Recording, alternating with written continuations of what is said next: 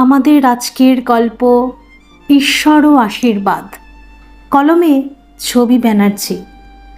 রবিবার সকাল 8টায় অর্পিতার ফোন পেয়ে প্রান্তিক ঘুম চোখে ফোনটা রিসিভ করে বলল, কি ব্যাপার অপু, এত সকালে ফোন করলে যে? তুমি তো জানো ছুটির দিন বেলা 10টার আগে আমি বিছানা ছাড়ি না। Any problem? অর্পিতা বলল, সরি প্রান্তিক, আমি সত্যি খুব সমস্যায় পড়েছি। তুমি বেলা 10টায় প্লিজ আমাদের চেনা রেস্টুরেন্টে একবার এসো। প্রান্তিক এসে বলল, আমি বেশিক্ষণ বসতে পারবো না অপু, আমার এখনও প্যাকিং কমপ্লিট হয়নি। প্যাকিং? কোনো ট্যুর প্রোগ্রাম? হ্যাঁ, তা বলতে পারো।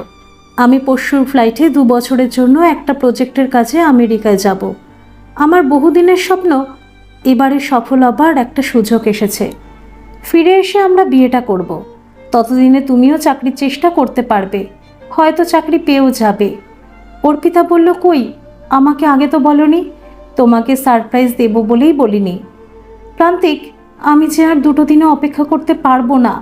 আমি তোমার সন্তানের মা হতে চলেছি। আজ কিংবা কাল আমাদের রেজিস্ট্রি বিয়েটা করতেই হবে। রেজিস্ট্রি করার অসুবিধা থাকলে কোনো মন্দিরে বিয়েতেও আমার আপত্তি নেই। 2 বছর দেখতে দেখতে কেটে যাবে। তাছাড়া তুমিই তো আগে আমাকে বিয়ে করার জন্য রীতিমতো তাড়া দিতে।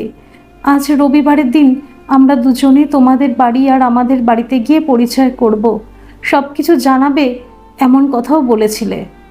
প্রান্তিক বলল, তোমার কি মাথা খারাপ হয়েছে? তোমার এমন অবস্থায় হুট করে বিয়ে করা যায়?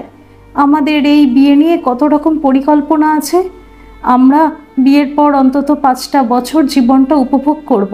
সেসব ভুলে গেলে? সব কিছুরই তো একটা প্রস্তুতি দরকার। তাছাড়া তোমার কথা তো এখনো বাড়ির কেউ জানেই না। শোনো অপু, আজকালকার দিনে এটা কোনো সমস্যাই নয়। তুমি বরং আজই ওটা অ্যাবর্ট করে নাও। ঘন্টা 2-এর মামলা, আমি তোমার সঙ্গে থাকবো। অর্পিতা বলল, প্রান্তিক, আমরা যখন ভালোবেসেছি তখন ও বাড়ির কেউ জানতো না। তুমি বিয়ের প্রতিশ্রুতি দিয়ে যখন সহবাস করেছিলে তখনও বাড়ির কেউ জানতো না। তাহলে তোমার বিয়েতে আপত্তি কোথায়? আজ না হয় তুমি আমি দুজনেই বাড়িতে জানিয়ে আগামীকাল বিয়ে করব। এই সন্তান তো আমাদের ভালোবাসার সন্তান। জীবন কি সবসময় পরিকল্পনা করে চলে? আমাদের বাচ্চা একটু বড় না হলে আমাদের সব ইচ্ছে পূরণ করব? না অপু, এটা কোনোভাবেই সম্ভব নয়। এই হঠকারী সিদ্ধান্তে বাড়িতে একটা অশান্তি হবে। এই অশান্তি নিয়ে ওখানেও আমি স্বস্তিতে থাকতে পারবো না। এটাই তোমার শেষ কথা? আমি তো সমাধানের উপায় বলেছি। জেদ করে বাচ্চাটা রাখলে আমি ফিউচারও তোমাকে বিয়ে করতে পারবো না, সেটা আমার পক্ষেও সম্ভব নয়। তোমাকে অসময়ে ঘুম ভাঙানোর জন্য দুঃখিত, চলি। অর্পিতা জোর গলায় বাচ্চাটা রাখার কথা বলল বটে, কিন্তু বাড়ি ফিরে বাবা মার কাছে কতদিন গোপন রাখতে পারবে? তাদের পরিবার খুব গোড়া পরিবার না হলেও কুমারী অবস্থায় মা হওয়া কিছুতেই সমর্থন করবে না। সে জানে ভালোবেসে কোনো প্রতিষ্ঠিত জীবনসঙ্গী নির্বাচন করলে বাবা মা পূর্ণ সমর্থন করবে। তাকে বাবা মা সব রকম স্বাধীনতা দিয়ে মানুষ করেছে। তাকে বাবা মা চোখ বন্ধ করে বিশ্বাস করে। এই অবস্থায় বাবা মা কি কি বলতে পারে সেটা তার খুব ভালোভাবেই জানা আছে। তারা শুনলে বিস্ময় স্তব্ধ হয়ে যাবে। স্বাধীনতার নামে এটাকে স্বেচ্ছাচারিতা বলবে। শুধু বাবা মা কেন, সমাজ আজও মধ্যবিত্ত ঘরের কুমারী অবস্থার মাতৃত্বকে অবজ্ঞার চোখেই দেখে। তার বোকামির জন্য হয়তো বকাবকি করে ভ্রূণটা নষ্ট করার জন্য বাবা মা চাপও দেবে। সে নিজেও অন্ধের মতো বাবা মাকে ভালোবাসে। তাদের অনুরোধ আর চাপের কাছে হয়তো তাকে মাথা নোয়াতে হবে। কিন্তু বাচ্চাটা আসার খবর জেনে কি অদ্ভুতভাবে তার মাতৃহৃদয় আলোড়িত হচ্ছে। কি এক অপার মায়াতে মনটা সিক্ত হয়ে যাচ্ছে। একেই কি বলে নারীর টান। ভীষণ অন্যমনস্ক অবস্থায় একটা ফাঁকা বাসে উঠে বাড়ির 2টো টপে জাগেই অর্পিতা নেমে পড়ল। উদ্দেশ্যবিহীনভাবে হাঁটতে হাঁটতে হঠাৎই একটা মন্দির চোখে পড়ল। তাদের বাড়ির খুব কাছেই যে এমন সুন্দর একটা কালী মন্দির আছে সেটাতে কখনো নজরও পড়েনি। মন্দিরে তখন বেশ ভিড়। অর্পিতা ক্লান্ত হয়ে মন্দিরের চাতালের একপাশে বসে পড়ল। অর্পিতা ঈশ্বরে বিশ্বাসী। সে আকুল হয়ে মাকে প্রণাম করে চোখ বন্ধ করে প্রার্থনা করতে লাগলো। তার কাছে পূজার উপাচারও নেই। চোখের জলই তার কাছে মায়ের জন্য আজ অর্ঘ্য। কখন যে পুজো শেষ করে সবাই চলে গেছে সে টের পায়নি। বৃদ্ধ পুরোহিত মন্দিরের দরজা বন্ধ করার আগে জিজ্ঞাসা করল, তুমি একলা এখানে বসে আছো কেন মা? আজকের মতো তো পুজো শেষ হয়ে গেছে। অর্পিতা পুরোহিতের কথায় চোখ খুলে বলল, বাবা, আমি তো আজ পুজো দিতে আসিনি। আমার মনটা বড় উদ্ভ্রান্ত হয়ে আছে। সামনে মন্দির দেখে মায়ের কাছে এসে প্রার্থনা করছিলাম। আপনাকে দেখে আমার মনে হলো আপনি আজ আমার কাছে ঈশ্বরের দূত হতে পারেন। আপনাকে দেখেই আমার একটা সমাধানের রাস্তা মাথায় এলো। পুরোহিত বললেন, আমি তোমার কথা ঠিক বুঝতে পারলাম না মা। অর্পিতা বলল, বাবা, কুমারী অবস্থায় আমি সন্তানের মা হতে চলেছি, কিন্তু বিশ্বাস করুন, এই সন্তান আমার ভালোবাসার সন্তান। আমার ভালোবাসার মানুষটা এই সন্তান নষ্ট করতে বলেছে। পুরোহিত বললেন, মা, একটা সন্তানের জন্য কত মেয়ে সাধ্য সাধনা করে, বছরের পর বছর চিকিৎসা করে, এই মন্দিরে এসে প্রার্থনা করে, পুজো দিয়ে মানত করে, সেই অমূল্য প্রাণকেও নষ্ট করে। তোমার ভালোবাসার মানুষটি কি সঙ্গে এসেছে?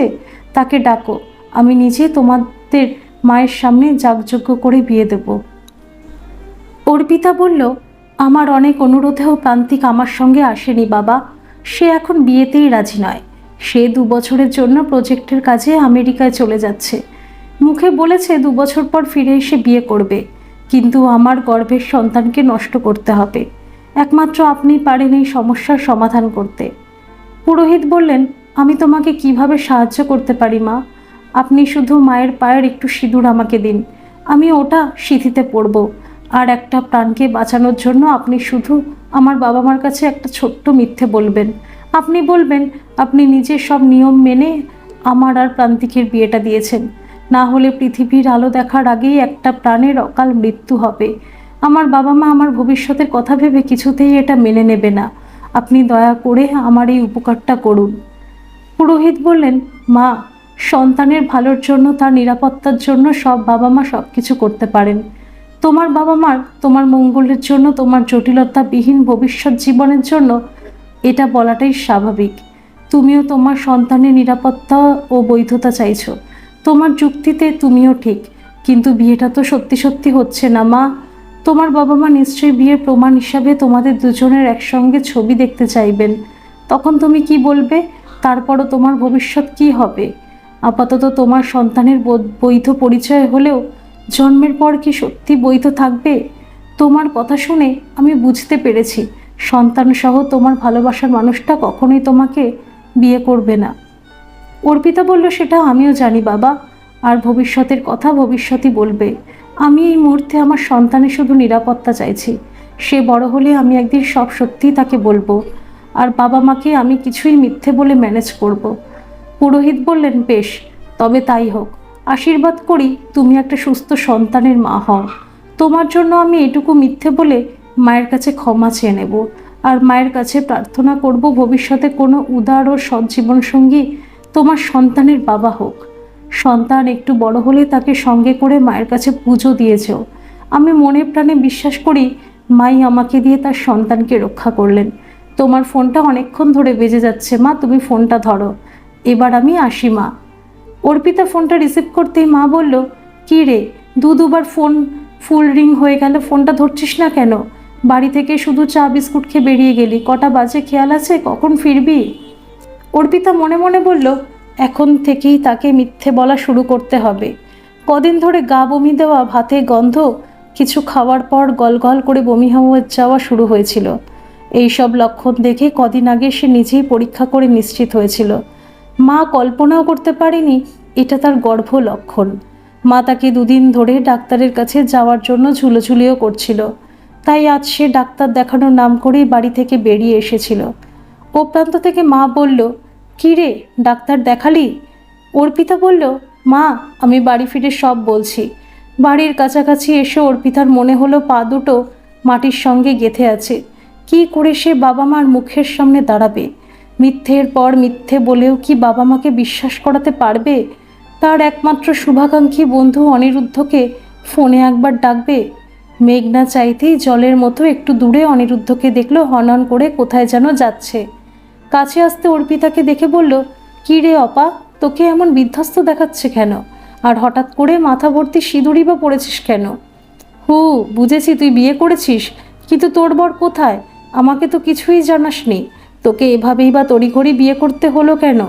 বাড়ির কেউ জানে না নিশ্চয়ই? অর্পিতা বলল, হ্যাঁ রে, কেউ জানে না। তোকে তো আগেও প্রান্তিকের কথা বলেছিলাম। বিয়েটা হয়তো আরও কিছুদিন পরেই করতাম, কিন্তু পরিস্থিতির চাপে পড়ে মন্দিরে বিয়ে করতে বাধ্য হয়েছি।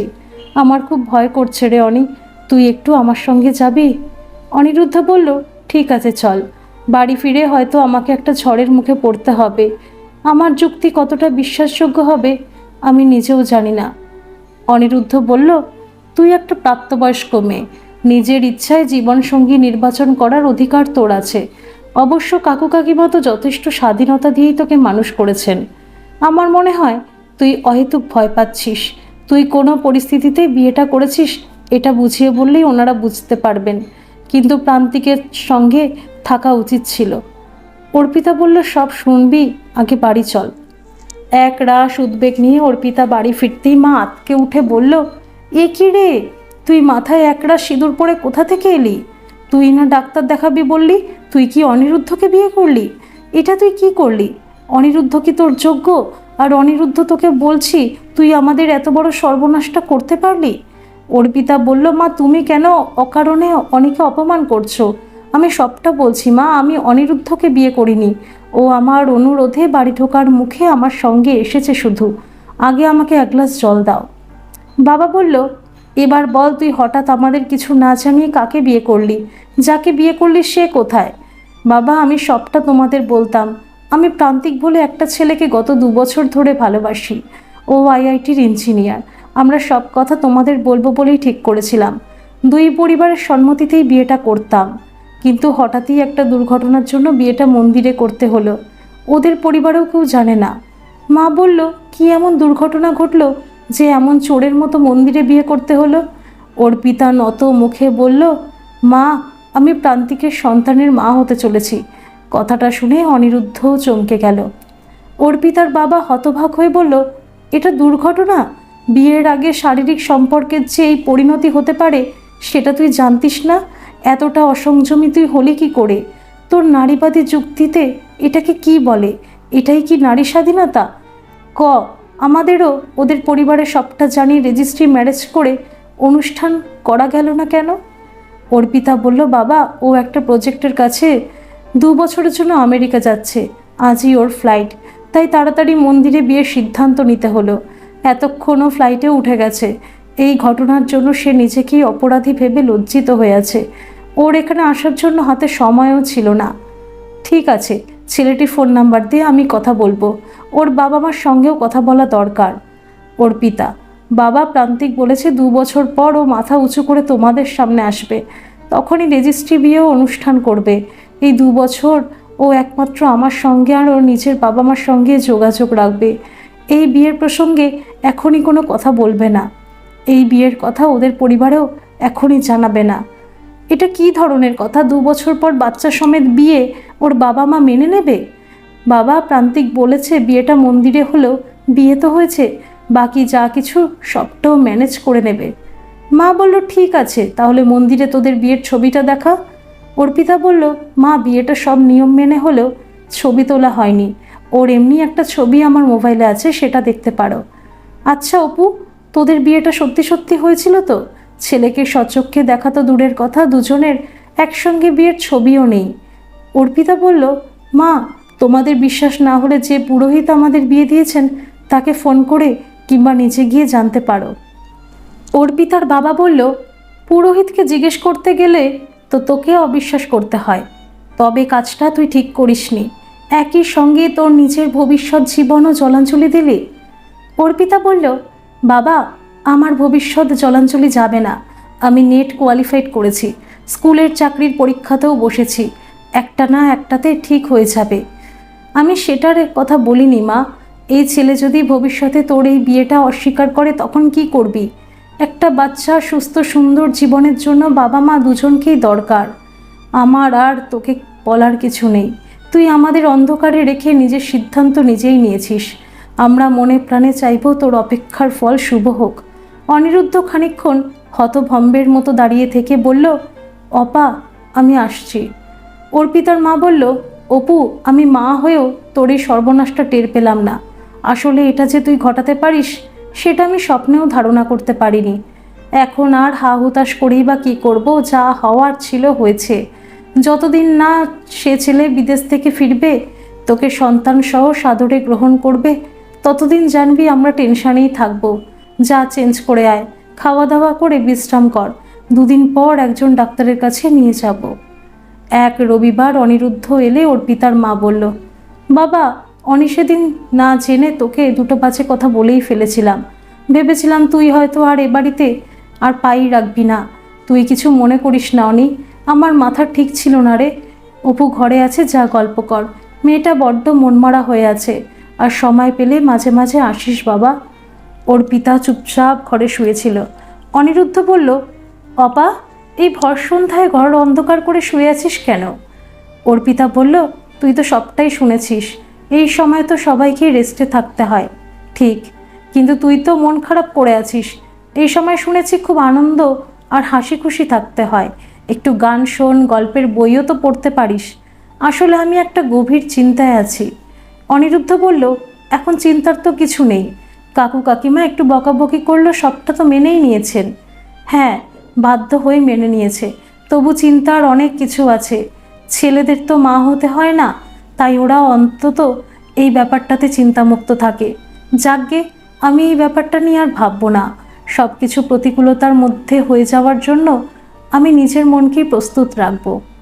অনিরুদ্ধ বলল, তুই কিছু মনে না করলে একটা কথা জিজ্ঞেস করতে পারি? নিশ্চয়ই, তুইও কিছু জ্ঞান উপদেশ দিবি। ঠিক আছে, বল, কি বলবি? অপা, তোর সঙ্গে আমার সেই KG1 থেকে বন্ধুত্ব, এক পাড়ায় কাছাকাছি থাকার সুবাদে 2 বাড়িতেও আমাদের অবাধ যাতায়াত। তোর স্বভাব, নারী, নক্ষত্র সবটা আমার চেনা। তুই আমি বড় হয়ে যাবার পরেও আমাদের বন্ধুত্ব একই রকম অটুট ছিল এবং এখনও আছে। ভবিষ্যতে থাকবে না বলছিস? তুই রাখলে অবশ্যই থাকবে, কিন্তু আমার কেমন যেন মনে হচ্ছে তুই সবার কাছে কিছু গোপন করছিস। আমার অনুমান এই গোপনীয়তার জন্যই তুই এত চিন্তিত। তোর প্রতিটি কথা আমার সঙ্গে এতদিন শেয়ার করতিস। প্রান্তিকের সঙ্গে তোর সম্পর্কের কথা সবটা আমাকে বলেছিলিস, কিন্তু একটা ব্যাপারে আমার খুব খটকা লাগছে। প্রান্তিক যে প্রজেক্টের কাছে আমেরিকা যাবে, সেটা তো 2-4 দিনে ঠিক হয়নি। তাহলে যখন তোর এই ঘটনা ঘটেছে, তখন বিয়েটা রেজিস্ট্রি করে করলি না কেন? অর্পিতা বলল, কেন, মন্দিরের বিয়েটা কি বৈধ বিয়ে নয়? আসলে প্রান্তিক আমাকে সারপ্রাইজ দিতে চেয়েছিল, আর এই ব্যাপারটা তো কালকেই জানলো। বেশ, মানলাম তোর কথা, কিন্তু বিয়ের সময় আমাকে একবার ডাকলি না কেন? তুই তো খুব ছোটোখাটো ব্যাপারেও আমাকে জানাস।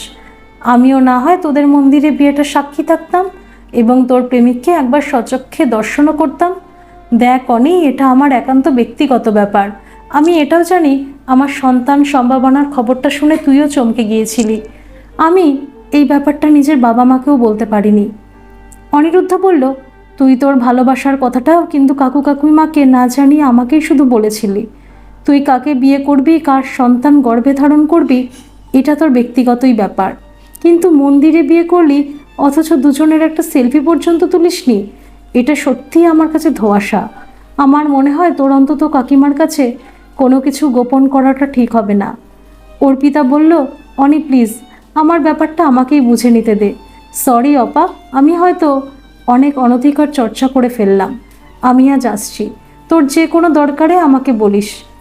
অর্পিতা বলল, কেন, তুই দরকার ছাড়া এ বাড়িতে আর আসবি না? আমি তো প্রায় বহুদিন একরকম ঘরবন্দি হয়ে থাকবো। এই সময়টাতে তুই প্রতিদিন একবার করে এলে আমি 2টো কথা বলে বাঁচব। অনিরুদ্ধ বলল, কেন ঘরবন্দি থাকবি কেন? দরকারে বাইরে বেরোবি, সিনেমা নাটক দেখবি। আমি রবিবার মাত্র একটা টিউশন করি, আমি ওই একটা দিন তোকে সঙ্গ দিতে পারি। সে না হয় পরে ভাবা যাবে। তুই আপাতত আমাকে শীর্ষেন্দুর 11 আর 12 নম্বর উপন্যাস সমগ্রটা দিয়ে যাস। বাকিগুলো তোর বাড়ি থেকে এনে আমি আগেই পড়েছি। আমি কাল তাহলে টিউশন সেরে 9টায় আসবো। আর একটা কথা, একদম মন খারাপ করে থাকিস না। আমি জানি তুই একটা দায়িত্ববান, সংবেদনশীল ছেলেকেই ভালোবেসেছিস।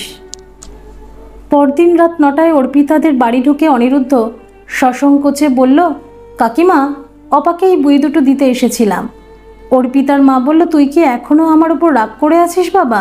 না হলে ছোট থেকে এই বাড়িতে তো তোর অবাধ যাতায়াত, আজ তোকে আসার জন্য কারণ দেখাতে হবে? তুই এলে অপু একটু ভালো থাকে।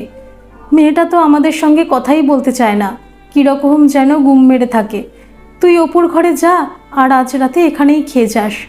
অনিরুদ্ধ বলল, আজ থাক কাকিমা, আমার হোম ডেলিভারিতে খাবার দিয়ে গেছে। বেশ, তাহলে রবিবার দুপুরে আর রাতে এখানেই খাবি। হ্যাঁ রে, তোর বাবা মা তো কবেই চলে গেছেন, বোনটারও ভালো বিয়ে দিয়েছিস, এবার তুই বিয়ে থা করে সংসারী হ। আর কতদিন এইরকম ছন্নছাড়া জীবন কাটাবি? অনিরুদ্ধ বলল, কাকিমা, আমি বই দুটো অপাকে দিয়ে আসি। অর্পিতার ঘরে ঢুকে বলল, বাহ, আজ তোকে অনেকটা ফ্রেশ লাগছে।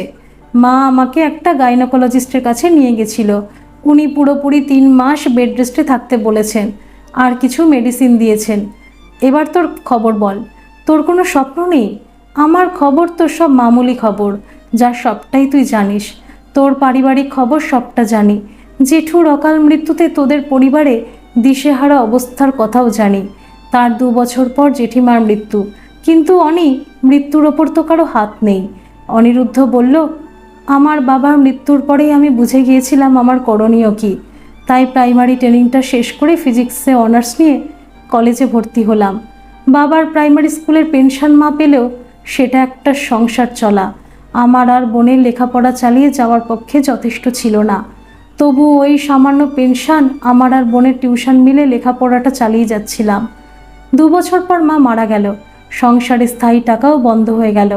সেই সময় আমার স্বপ্নেরও মৃত্যু হলো। আমি পরের বছরই প্রাইমারি স্কুলে চাকরিও পেয়ে গেলাম। তার 2 বছর পর শেষ সঞ্চয়টুকু খরচ করে কিছু টাকা ধার করে বোনের বিয়ে দিলাম। এসবই তো একটা অতি মধ্যবিত্ত সংসারের মামুলি গল্প। কিন্তু তুই গ্র্যাজুয়েশনটা তো কমপ্লিট করেছিলি। হ্যাঁ, তবে অনার্সটা কেটে গিয়েছিল।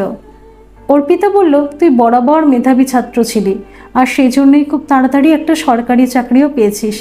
এটাও তো কম কৃতিত্বের ব্যাপার নয়। আমি জানি তোর হয়তো অনেক বড় কিছু স্বপ্ন ছিল, সেটার জন্য তুই তো এখনও চেষ্টা করতেই পারিস। আমার ইচ্ছেটাই মরে গেছে রে। একটা তো মোটে পেট, দিব্যি আছি আমি।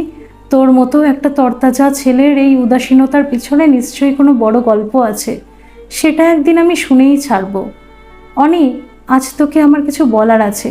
সেদিন তুই ঠিকই অনুমান করেছিলি, সত্যি আমি অনেক কিছু গোপন করেছি, অনেক মিথ্যেও বলেছি।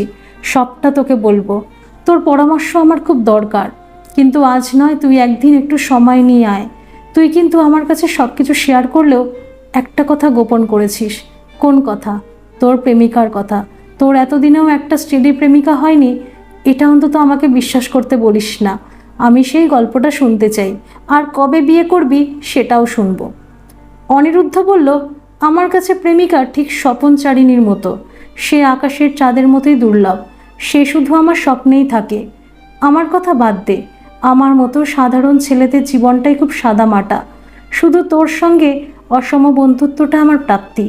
সেই বন্ধুত্বের অধিকারী হয়তো তোকে কিছু অনধিকার প্রশ্ন করে ফেলি। অর্পিতা বলল, অনি, এই অধিকার তোর আছে।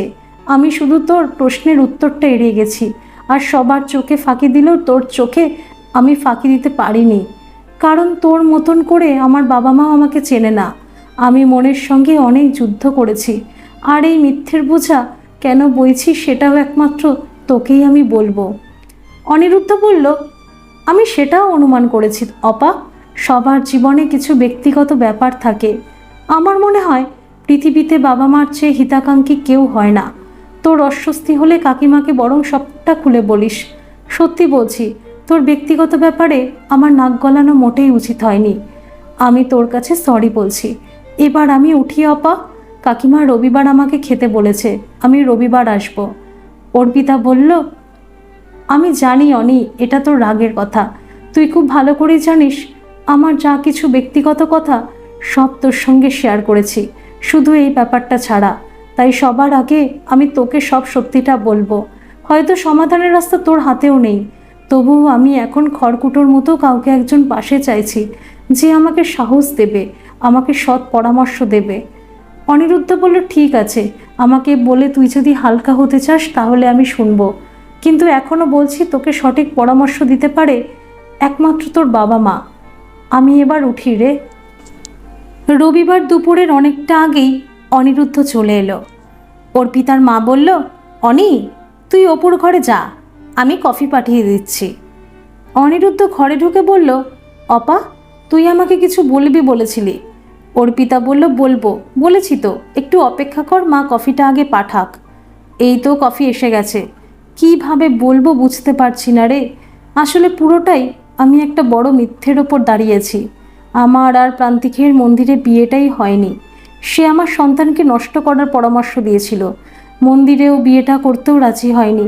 আমি শুধুমাত্র আমার বাচ্চাটাকে বাঁচানোর জন্য মরিয়া হয়ে ওই মন্দিরের পুরোহিতের কাছে সবটা বলে মায়ের পায়ে সিঁদুর নিজে হাতে পড়েছি। ওই দয়ালু পুরোহিত আমার কাছে স্বয়ং ঈশ্বরের দূত ছিল। না হলে মন্দির বন্ধ হবার পরে উনি আমাকে সিঁদুর দিতে রাজি হতেন না। তারপরে উনি আমার জন্য বাবা মার কাছে মিথ্যে বলার প্রতিশ্রুতিও দিয়েছিলেন। মা বাবা অবশ্য একথা যাচাই করতে যায়নি। আমার কাছে এই সন্তান ঈশ্বরের আশীর্বাদের মতোই। অনিরুদ্ধ বলল, আচ্ছা, প্রান্তিক তো 2 বছর পর ফিরে এসে তোকে বিয়ে করার প্রতিশ্রুতি দিয়েছিল বলেছিস। সে কথার খেলাপি করবে এটা ভেবেছিস কেন? তোর প্রান্তিকের সঙ্গে নিশ্চয়ই ফোনে যোগাযোগ আছে। শুধুমাত্র বাবা মার জন্য যোগাযোগ করেছিলাম, কারণ মা একবার আমার কল লিস্ট চেক করেছিল। সে কি বলেছে? বাচ্চাটা আছে, এটা সে নিশ্চয়ই জানে। তুই বরং মন্দিরে মিথ্যে বিয়ের নাটকটা প্রান্তিককে জানিয়ে দে, তাহলেই তো প্রবলেম সলভ। অর্পিতা বলল, তুই যত সহজে কথা বলছিস ব্যাপারটা অত সহজ নয়। আমি আমার ভবিষ্যতের কথা জেনেও বাচ্চাটাকে রাখার সিদ্ধান্ত নিয়েছি। ওকে 2-3 বার ফোনেও কথাও বলেছিলাম। জানতাম আশা নেই, তবু একটা সুযোগ দিতে চেয়েছিলাম সম্পর্কটাকে সহজভাবে মেনে নিতে। কিন্তু প্রতিবারই সে 2-1টা মামুলি কথা বলেই ফোন কেটে দিত।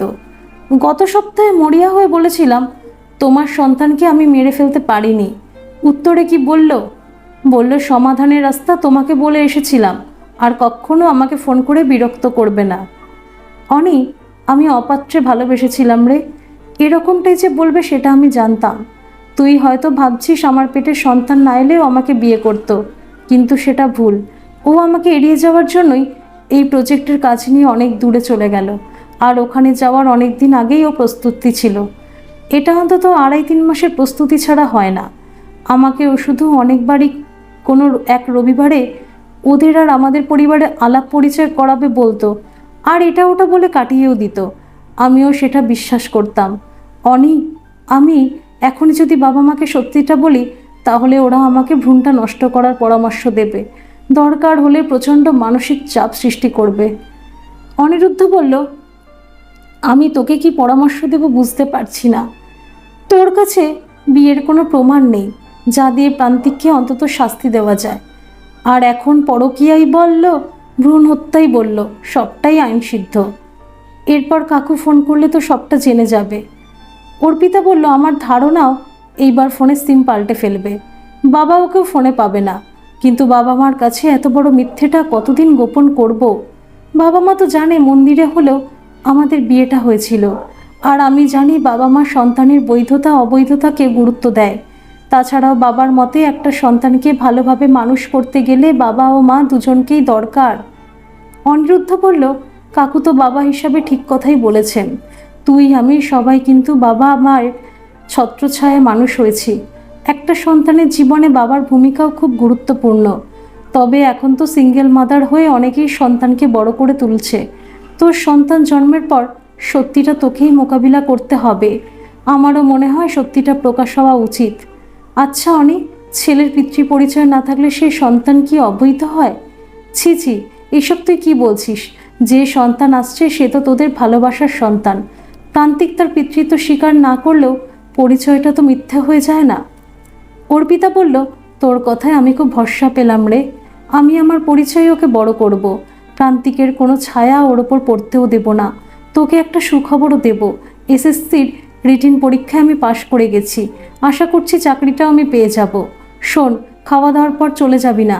আজ সময় পেয়েছি যখন তোর গল্প আমি শুনবই। তুই সত্যি যদি আমাকে তোর বেস্ট ফ্রেন্ড ভাবিস তাহলে অকপটের সব কথা আমাকে জানাবি। অনিরুদ্ধ বলল, বিশ্বাস কর, আমার জীবনে সেরকম কোনো গল্পই নেই। যেটা ছিল সেটা আমার ভ্রম ছিল। আজ সেটা অতীত। আমি তোর অতীতটাই শুনতে চাই। খাওয়া দাওয়ার পর অর্পিতা বলল, অনি, তুই 0.5 ঘন্টার জন্য আমার ঘরে একবার আসবি? অনিরুদ্ধ অর্পিতাকে এড়িয়ে যাওয়ার জন্য বলল, অপা, জোর করে খাওয়া দাওয়া হয়েছে, বিছানায় না গড়ালেই নয়। আমি বরং ও বেলার দিকে একটু সকাল সকাল চলে আসব। রাতে কিন্তু খাবো না। অর্পিতার মা বলল, অনি, তোকে কিন্তু আমি 2 বেলা খাওয়ার জন্য বলেছি। না হয় একটু রাত করেই খাবি। ঠিক আছে কাকিমা। বিকেল 5টায় অনিরুদ্ধ এসে বলল, অপা তোকে একটা অনুরোধ করব, প্লিজ তুই আমার অতীত করার জন্য কোনো অনুরোধ করিস না। অর্পিতা বলল, আমি তোর কোনো কথা শুনবো না। দেখ, কোনো কথা পেটে চেপে রাখতে নেই, আমাকে বললে একটু হালকা হতে তো পারবি। আমার মনে তো কোনো ভার বা গ্লানি কিছু নেই, তাই হালকা হওয়ার কোনো প্রশ্নই নেই। তবু তুই ছাড়বি না যখন, তখন বলছি।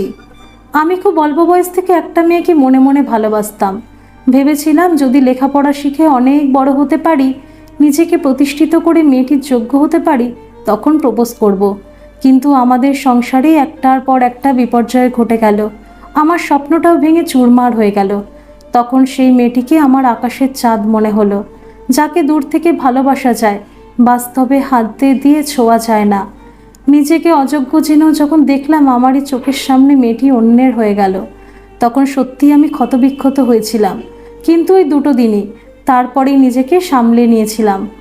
অর্পিতা বলল, তার আগে বল তোর নিজেকে অযোগ্য কেন মনে হয়েছিল, আর সে মেয়েটিকে কেন একটিবারের জন্য মনের কথা বলিসনি? কেন বলবো, যে শুধু একান্তই আমার ছিল, যার সমস্ত অনুভূতিকে আমি হাতের তালুর মতো চিনতাম, তাকে বলতে হবে কেন? অবশ্য তার কোনো দোষ নেই, কারণ আমার ভালোবাসাটাই হয়তো একতরফা ছিল, আর আমি সত্যি তার যোগ্য হতে পারিনি।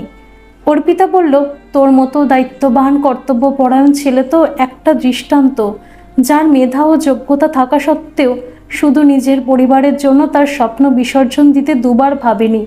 বরং সেই মেয়েটির দুর্ভাগ্য, সে ছেলেটির এতদিনের নিঃশব্দ ভালোবাসা সত্যি বুঝতে পারেনি। সে হিড়ে ফেলে কাজকে বেছে নিয়েছিল। অনি, একটা গান শুনবি? সত্যি গাইবি? অনেক দিন তোর গান শুনিনি। আজ তো সব প্রশ্নের উত্তর এই বোকা মেয়েটা রবি ঠাকুরের গান গেয়ে দেবে। অর্পিতা চোখ বন্ধ করে গান শুরু করলো। আমার হিয়ার মাঝে লুকিয়েছিলে, দেখতে আমি পাইনি, তোমায় দেখতে আমি পাইনি, বাহির পানে চেয়ে মেলেছি, আমার হৃদয় পানে চাইনি। পুরো গানটা শেষ করে অর্পিতা বলল, অনি, এটাই তো স্বপ্নের প্রশ্নের উত্তর। আমি না বুঝে অনেক দেরি করে ফেলেছি, আবার নতুন করে শুরু করা যায় না? অনিরুদ্ধ বলল, সেটা আর সম্ভব নয় অপা। অর্পিতা ফুঁসে উঠে বলল, জানতাম তুই এটাই বলবি। আসলে অন্যের সন্তান আমার গর্ভে আছে বলেই তুই এটা বলতে পারলি। তুই কি মনে করেছিস আমি তোর করুণা চাইছি? আমি একাই নিজের সন্তানকে মানুষ করব বলে চ্যালেঞ্জটা নিয়েছি। তুই আমাকে ভুল বুঝছিস অপা, তোর এই লড়াইকে আমি শ্রদ্ধা করি। তুই সেদিন তো নিজে দেখলি, তোর সঙ্গে আমাকে দেখে কাকিমা বলল, অনিরুদ্ধ কি তোর যোগ্য? সত্যি তো, আমি কি তোর যোগ্য? এখন তুই স্কুলে চাকরি পেয়ে যাবি, এরপর কলেজে চলে যাবি। তোর আমার সঙ্গে এখন আমার আসমান জমিন ফারাক। আমি এটাও জানি ভালোবাসার কাছে এই ফারাকটা খুব তুচ্ছ। অর্পিতা বলল, কেন ঘুরিয়ে নাক দেখাতে চাইছিস? যেই আমি উপযাজক হয়ে নতুন করে শুরুর কথা বললাম, অমনি তোর এতদিনের সব ভালোবাসা উবে গেল? অনিরুদ্ধ বলল, আবারও তুই ভুল বুঝলি অপা। আমি যদি তোর যোগ্য হতে পারতাম, তাহলে মাথা উঁচু করে তোর বাবার কাছে বিয়ের প্রস্তাব দিতাম। বিয়ের মতো এত বড় সিদ্ধান্ত কখনো গোপনে নিতাম না। কিন্তু এখন তোকে বিয়ে করলে তোর অবস্থার সুযোগ নেওয়া হবে। একবার ভেবে দেখ অপা, আজ প্রান্তিক যদি তোর সন্তানকে স্বীকৃতি দিয়ে তোর সত্যিকারের ভালোবাসা হতো, তাহলে আজ এই কথা তুই কি বলতিস? প্রান্তিককে এখনও তুই মনে মনে ঘৃণা করলেও ওর সঙ্গে তোর ভালোবাসার মুহূর্তগুলো কখনো ভুলতে পারবি না। প্রান্তিকের একটা জ্যান্ত চিহ্ন সারা জীবন তোর চোখের সামনে আস্তে আস্তে বড় হবে। প্রান্তিককে ঘৃণা করলেও ওর রক্তকে তোকে ভালোবাসতেই হবে। অপা, আমি এই কারণেই তোকে আমার অতীত করতে নিষেধ করেছিলাম। আর বিশ্বাস কর, এতগুলো বছর আমি তোর করুণার কাঙালি হয়েছিলাম। ভালোবাসা কখনো জোর করে হয় না। তুই নিজেকে কখনো অপরাধী ভাববি না। অপা, প্রগাঢ় বন্ধুত্বের উল্টো পিঠও কিন্তু ভালোবাসার আরেক নাম। আমি তো তোর চোখের সামনেই পাশাপাশি বাড়িতেই থাকবো। প্রতিদিন তোর সঙ্গে আমার দেখা, কথা, গল্প, আড্ডা সব হবে। সব বিপদ সুখ দুঃখে আমরা পরস্পরের পাশে থাকব। শুধু ছোট্ট একটা হাইফেনের মতো স্বামী স্ত্রীর সম্পর্ক থাকবে না। তবে তোকে আমি কথা দিচ্ছি, আমি আজীবন তোর পাশে থাকব। তোর ছেলে হোক বা মেয়ে, যেই হোক, আমি তার বন্ধু হব। আমি আর বিয়ে করব না ঠিক করেছি। তবু কখনো যদি বিয়ে করি, তাহলেও আমাদের এই বন্ধুত্ব অটুট থাকবে। আর কে বলতে পারে তুইও আর বিয়ে করবি না? সব ছেলেরা কিন্তু প্রান্তিকের মতো হয় না। ভবিষ্যতে হয়তো তোর যোগ্য কোনো উদারমনস্ক সংবেদনশীল ছেলেকে তুই ভালোবাসবি, যে তোর সন্তানকে সাদরে গ্রহণ করে তোর ভালোবাসার উপযুক্ত মর্যাদা দেবে। অর্পিতা বলল, অনি, তুই আমাকে ক্ষমা করিস। বন্ধুর কাছে ক্ষমা শব্দটা আর কখনো উচ্চারণ করিস না। বন্ধুর ভালোবাসা জানবি নিঃস্বার্থ ভালোবাসা। অনি, আমি তো জানলামই তোর ভালোবাসা নিঃস্বার্থ হলেও এটা বন্ধুর প্রতি বন্ধুর ভালোবাসা নয়। অপার সব ভালোবাসা বিয়ে পর্যন্ত পরিণতি পায় না, কিন্তু আজকের সময় কেউ বিরহে দেবদাসও হয় না। তোর বিয়ের পর আমিও হয়তো নিজের বিয়ের কথা ভাবতাম, কিন্তু তোর এই ক্রাইসিস পিরিয়ডে আপাতত বিয়ের কথা ভাবছি না। তোর সামনে এখন একটা গভীর সমস্যা। আমি জানি কাকু কাকিমা সবটা জানার পর তাদের প্রতিক্রিয়া কি হবে, এটা ভেবে তুই উদ্বিগ্নে আছিস। তুই ভাবিস না, আমিও সেই সময় কাকিমাকে সব বুঝিয়ে বলবো। অর্পিতা বলল, সেই সমস্যাও আমি কাটিয়ে উঠব, কিন্তু অনি, আমাকে অপেক্ষা যদি করতে হয় তাহলে আমি তোর জন্য অনন্তকাল অপেক্ষা করব। আমি সত্যি তোকে মন থেকে কথাগুলো বলেছি। আমি জানি আজ তুই গভীর অভিমান থেকে আমাকে প্রত্যাখ্যান করলি। আমার বিশ্বাস একদিন তুই নিজে এগিয়ে এসে আমার হাত ধরবি। সেদিন আমাদের মধ্যে ছোট্ট হাইফেনটুকুও যদি থাকে তো থাকবে। আমার অপেক্ষার সময় যদি দীর্ঘ হয়, শরীরের বয়স বেড়ে যায়, তখনই না হয় আমরা বিয়ে করে এক ছাদের তলায় বাকি জীবনটা কাটাবো। আজ আমার চোখের সামনে তোর সঙ্গে কাটানো টুকরো টুকরো ভালোবাসার মুহূর্তগুলো ভেসে উঠছে, যেটাকে আমি শুধুই বন্ধুত্ব ভেবে এতদিন ভুল করেছি। অনি, সব ভুলেরই তো প্রায়শ্চিত্ত হয়। আমি না হয় সেদিন প্রায়শ্চিত্তটাই করব। আমি আর কোনোদিন কখনো তোকে জোর করব না। আমি উপলব্ধি করলাম তোর মতো করে কোনো পুরুষ আমাকে কেউ চিনবেও না, বুঝবেও না। অর্পিতা বলল, প্রায় 10টা বাজতে চলল। বাবা মার কোনো সাড়া শব্দ নেই কেন? আমার তো খিদে পেয়ে গেছে, চল তো দেখি। অনিরুদ্ধ বলল, তুই খেতে যাও বা। আমার একদম খিদে নেই, প্লিজ অল্প একটু খাবি। বাইরে ডাইনিং টেবিলে মা খাবার সাজিয়ে বসে আছে। বাবার মুখ অস্বাভাবিক গম্ভীর। মায়ের মুখ দেখে মনে হলো কিছুক্ষণ আগেও কান্নাকাটি করেছে। অর্পিতা বলল, কি হয়েছে মা? বাবা চিৎকার করে বলল, কি হতে পারে সেটা তো তুই বলবি। বন্দনা বলল, ওগো, মেয়েটাকে আগে খেতে দাও। তুমি একদম চুপ করে থাকো, তোমার দোষ কিছু কম নেই।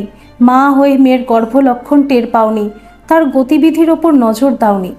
শোন অপু, তুই আমাদের ভুড়ি ভুড়ি মিথ্যে কথা বলেছিস। প্রান্তিক একটা ফ্রড ছেলে। আজ আমি প্রান্তিককে ফোন করেছিলাম। সে ফোন রিসিভ করতেই আমি বলেছিলাম আমি অর্পিতার বাবা মোহিতোষ চ্যাটার্জি বলছি। সে বলল, আমি এখন ব্যস্ত আছি, আপনি পরে ফোন করুন। আমি বললাম, আমার দরকারটা জরুরি, আমি বেশি সময় নেব না। ঠিক আছে, যা বলার তাড়াতাড়ি বলুন। তুমি তো অর্পিতাকে ভালোবাসো, ও তোমার সন্তানের মা হতে চলেছে, এটা নিশ্চয়ই জানো। তাই আমি অনুরোধ করছি, অন্তত 3-4 দিনের জন্য তুমি একবার এসো। তোমাদের পরিবারের সবটা জানিয়ে একবার রেজিস্ট্রি ম্যারেজটা করে যাও। মন্দিরের বিয়েটা আইনসিদ্ধ নয়, বাকি সব দায়িত্ব আমি নেব। প্রান্তিক বলল, মন্দিরে বিয়ে? কি অ্যাবসার্ড কথা বলছেন?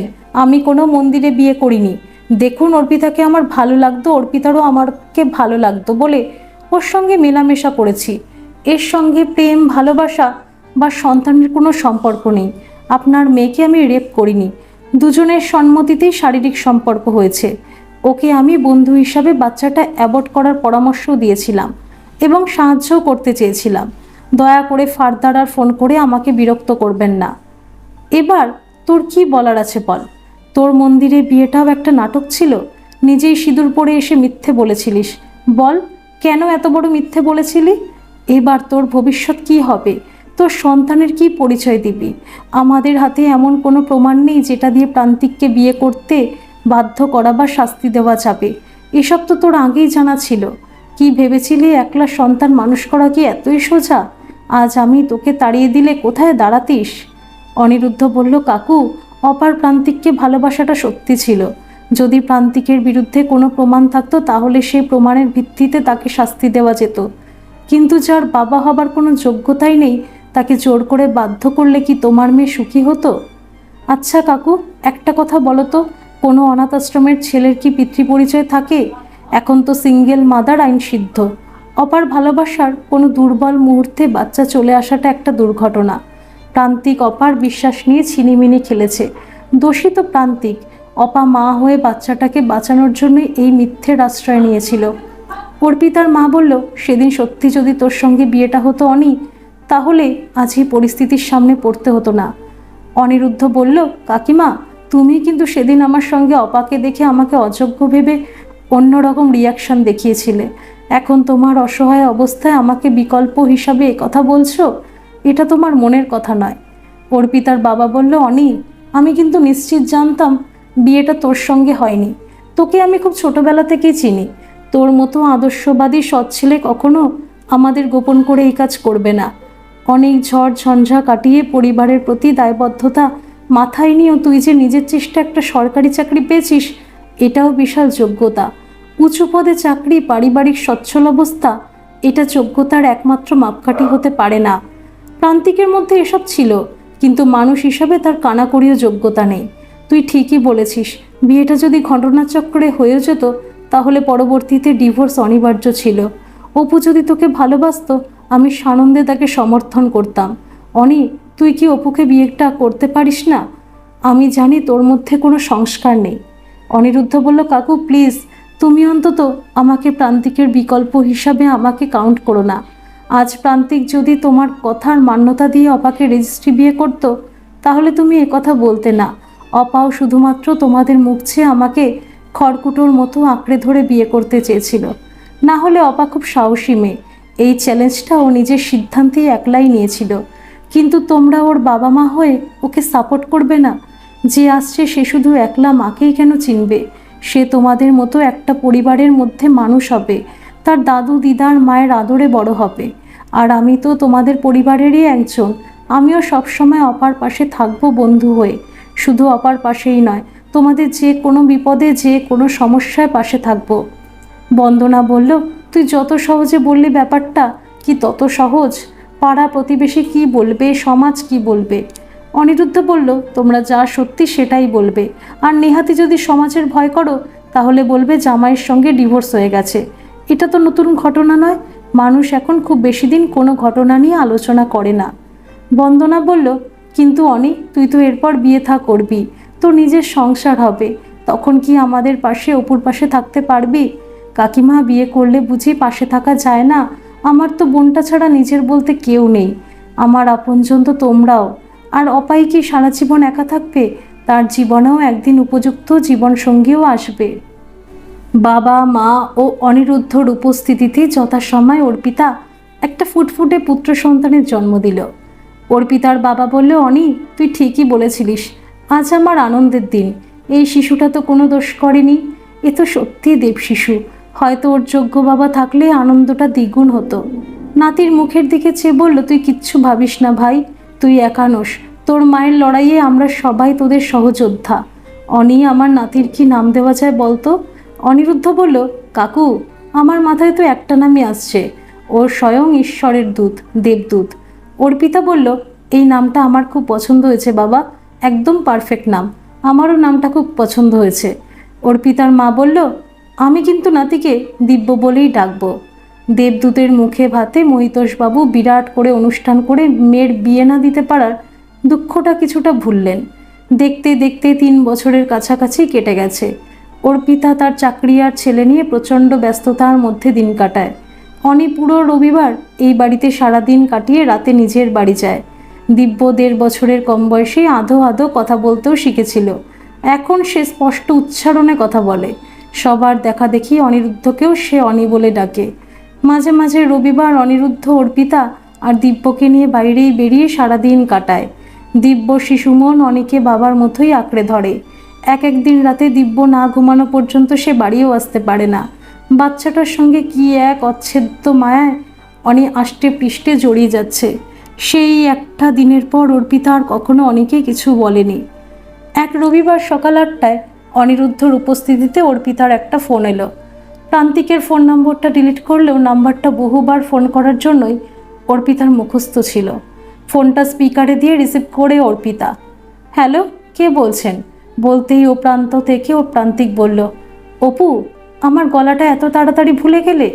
আমার নম্বরটা নিশ্চয়ই ডিলিট করে দিয়েছো। অর্পিতা বলল, তোমাকে আমার জীবন থেকেই ডিলিট করে দিয়েছি। ফোন থেকে ডিলিট করা তো কয়েক সেকেন্ডের ব্যাপার। ফোন করেছো কেন? প্রান্তিক বলল, তোমার সঙ্গে আমার জরুরি একটা দরকার ছিল। প্লিজ আমাদের চেনা জায়গায় একবার আসবে? আমি বেশিক্ষণ সময় নেব না। আমি 7 দিন হলো এসেছি, কাজেও জয়েন করেছি। আমার এত কিছু জানার বা শোনার সময় নেই, দেখা করার কোনো ইচ্ছেও নেই। অপু, তুমি কি কোনো চাকরি পেয়েছো? অর্পিতা বলল, অবান্তর প্রশ্ন। না, বলছি চাকরি পেলেও আজ তো ছুটির দিন, আজ প্লিজ একটি বারের জন্য দেখা করো। অনিরুদ্ধ একটা চিরকুটে লিখল, দেখা করবে বলো। অর্পিতা বলল, তোমার জরুরি দরকারটা ফোনে বলো। ফোনে কী সব কথা বলা যায়? মানছি আমার অনেক ভুল ত্রুটি আছে, কিন্তু আমি তো তোমার পরিচিত একজন।